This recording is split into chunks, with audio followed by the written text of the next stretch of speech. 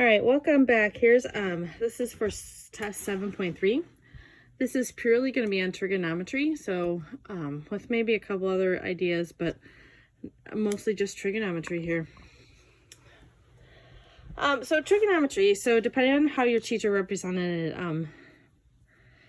this is SOHCAHTOA. So when we say trig, we're doing SOHCAHTOA. If that rings a bell at all, it's SOHCAHTOA. So I tend to write it like this, but I know there are also other people who write it like this, so it doesn't matter. It's either way. The S, the O, and the H go together. The C, A, and H go together. The O and the A go, T, O, and A go together. Now, the S stands for sine, and it's on the calculator. This is like a sin on the calculator. This is a cos on the calculator, and tan. So this is very much heavily calculator based. You cannot do it without the calculator, so you're gonna need to have one handy, either on the Google or handheld. Anytime you see the O, now it's in sine and in tangent, so or over here you can see sine and tangent. The O is for opposite side.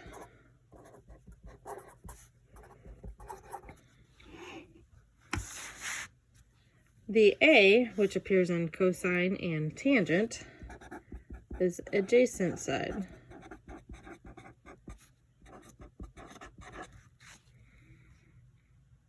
And then the H stands for hypotenuse. So that should be a key word to you, that for every single triangle you're going to see, there is going to be a right angle box. So when in a couple of these you're going to draw them, so you're going to want to draw a triangle and have a right angle box in one of the corners. So the first thing we're going to do is set up the ratios, and we're just going to set up these fractions. So first, when I say sine of angle B, I'm going to put the opposite side over the hypotenuse. So here for sine, so you can see I kept these all the same angle, angle B, angle B, angle B. So I'm going to go to angle B, and I'm going to circle that just so I know that's my focus. That's the angle I'm going off of. I could have made these all for angle A and done it that way, but I'm never going to do the right angle of C. We don't do right triangle trig with the right angle, although there are values, but we're not going to do anything with the angle, with the right angle. It's just going to sit there. So before I get these ratios down, I'm going to label my O, my A, and my H so I can see where they go. Now, so the reason I circle this is because I go across, and when I go across, that is automatically my O side. Opposite means across from you. Now the hypotenuse, hopefully that's a little more familiar because that's the side across from the right angle. That's the H side. Adjacent means something is right next to you. So for angle B, adjacent sits right here. So O across, hypotenuse is the long slant, and adjacent is whatever is left, kind of. So if you fill these in, now we just go to sine. Say sine. Okay, I have my labels. Sine is O and H. So O on top, 4, 5 on bottom. And that's all you do to start setting these up. We're going to have to do them later, a little bit more detailed. Cosine is the A over the H. So 3 and 5. Tangent is the O over the A. So the opposite over adjacent, so 4 over 3. That's all you do. So same thing for these. So this time you can see this is called the reference angle. I'm focused on angle Q. So right away I'm going to circle angle Q. I'm going to go across. That is my O side, my opposite. My hypotenuse is the biggest. My hypotenuse is the biggest number. So this is the H. My A is the leftover side, or it's right next to the Q, but it can't be the slant. And then you just start setting them up. Sine for Q, sine is O over H, so 5 over 13. Cosine for Q is 12 over 13. Tangent for Q is O over A, so 5 over 12.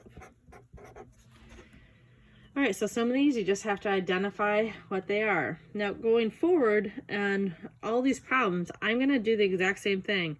What angle is my one that I know as my reference, and then I'm gonna label O, A, and H on every single problem. Okay, so now I didn't use calculator on those, but I am gonna when I started working on these. Okay, solve for the variable. Now, I have my variable side. The first thing I'm gonna do, like I did in these, is I'm gonna circle my angle. So my angle that I'm working with is the angle that has the degree mark in it. That's my, sorry, let me push. So control at the top. I circle my 47-degree angle. That's my reference. I'm basing everything on that one. So I go across. That's my O side. This long slant here, this is my H side. And I label my A side. Now when you look at this, I have all three labeled, but there's no information. There's nothing here on the A side, so that's not helpful for me. So I'm going to kind of scratch that out.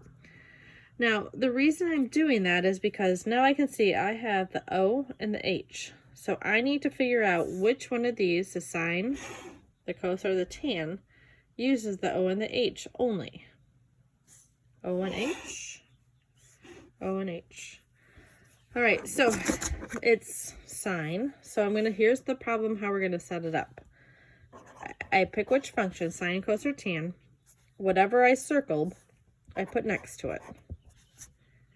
And then equals, O has to be on top, so 18 and X. Now, we're gonna do a little bit of cross multiplying here, but first, I need to get my measures here. So if I type in sine, so on my calculator, I push sine first, and you can see it right there. And then I put the degree number in, 47. And I get 0.73. So I'm just going to write 0.73. So all of this right away goes to 0.73. Now make sure you keep the decimal in there. Equals 18 over X. Now this is where you had to do all of that cross multiplying first, because that's what I'm going to do again. So I make this into a fraction. I put it over 1. Okay, so I cross multiply 18. 1 times 18 equals 0.73 times X. Okay, I'm going to solve for X. I'm going to divide by 0.73. Okay, so I do 18 divided by 0.73. And I get about 2, so 18 divided by 0.73 is about 24.7. It's okay to round to the 10th. So 24.7. Which is good because the hypotenuse should be the bigger of any of the numbers in there. All right, so the routine is the same thing every time. I see the angle, I look for the degree mark, I'm going to circle it. I take it across, and that's my opposite, my O side.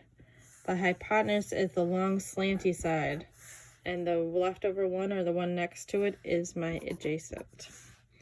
Now, if you look at these, scratch out one of these because it doesn't have any information written down. So I have an X here, leave it alone. 22, leave it alone. The hypotenuse is bare, so I'm going to not use it at all. So I have the O and the A. O and A, nope. O and A, nope. O and A, yes. So I'm going to use the tangent. So I write down tan, because that's what's on the calculator I'm going to use. The thing I circled goes right next to it. Tangent 13 equals, and then the O over the A. So now, calculator. So depending on the calculator, you may have to push tangent 13 and hit enter or equals. Or sometimes like on the phones, if you used a phone, you have to type in 13 and then tangent. So it just depends on the function. All right, so my 2 decimals, 0.23. That whole thing changes 0.23. 22 over X. Okay, make both of these into a fraction. Put this over 1. Start cross multiplying.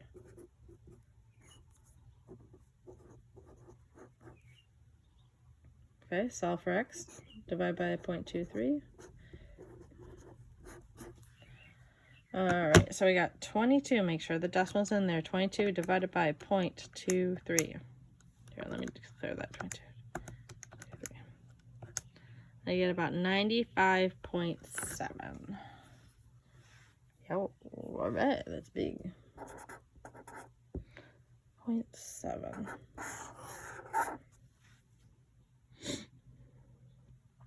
Okay. Same thing here, same process. Circle the angle.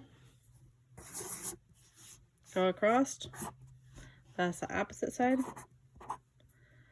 The hypotenuse is the big slant. And then the A is the next to it. Alright, so going across my O. The O doesn't have any information, so not helpful. So now I know I have the A and the H to use. So A and the H.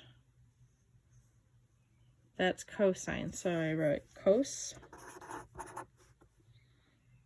And now my whatever I circled, that's my angle. 64 equals A over H.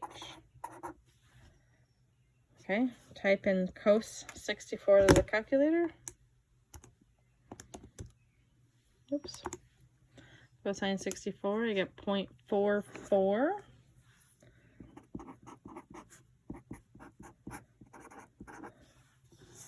Make both into a fraction so you can cross multiply. You get 1 times x is 1x.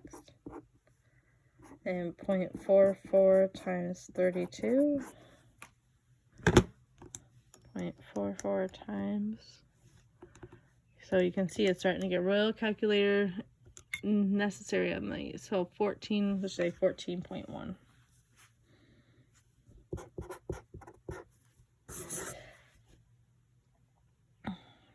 All right, let's check out the next video for finishing this up.